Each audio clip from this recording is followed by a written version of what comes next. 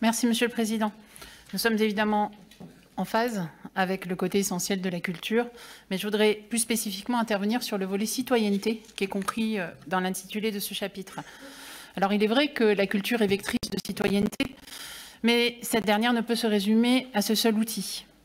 Dans le budget 2022, quels que soient les chapitres, il n'est nulle part fait mention d'une démarche de démocratie participative. Pas de dispositif de concertation des Iséroises et des Isérois pour décider avec les élus des grands projets à mener. Pas de budget participatif à destination des citoyennes et des citoyens pour porter les projets sur notre territoire. Pourtant, dans le contexte actuel de défiance des citoyens vis-à-vis de la politique, ce que traduit l'importante abstention aux urnes, il nous faut collectivement travailler à restaurer cette confiance. Et cela passe nécessairement par l'instauration d'une démocratie locale forte, qui s'appuie pleinement sur l'implication des Isérois qui sont détenteurs de l'expertise d'usage et sur les agents départementaux qui sont détenteurs de l'expertise technique. C'est le respect plein et entier de ce trio élus, habitants, agents qui restaurera la confiance.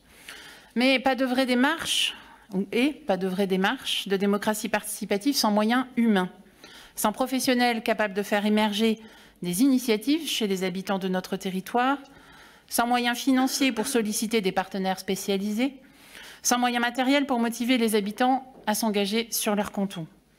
Alors je sais bien que vous considérez comme une démarche de concertation les dernières élections départementales, mais enfin, vous ne pouvez pas laisser de côté une partie des Isérois, toutes celles et ceux qui ont exprimé le souhait de vrais dispositifs d'implication et de valorisation de leur expertise d'usage.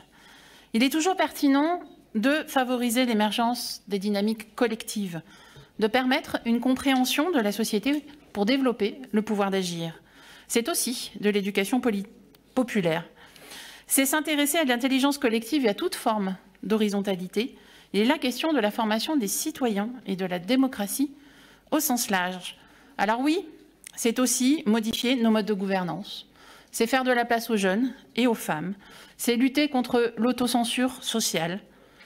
Nous pensons qu'il est essentiel pour une collectivité d'avoir une politique active et volontariste qui soutienne celles et ceux dont l'action est complémentaire à la sienne et ainsi favoriser les lieux de citoyenneté. Mais nous ne sommes pas les seuls. Les départements du Gers, des Pyrénées-Orientales, du Lot, de Lot-et-Garonne ou de Haute-Garonne ont mis en place des budgets participatifs, des référendums citoyens ou des conseils consultatifs citoyens. Même des départements du Loiret et de l'Aveyron ont mis en place des conseils départementaux citoyens et ils sont de la même couleur politique que vous, mesdames et messieurs de la majorité, comme quoi la question peut être transpartisane. Ce sont des propositions que nous portons dans cette enceinte, à vous de vous en saisir ou pas. Nous pensons de notre côté que les élus ont une obligation de moyens, celle de créer les conditions de l'expression de la démocratie. Néanmoins, notre groupe votera pour la partie culture. C'est le vote que vous nous soumettez maintenant, j'imagine.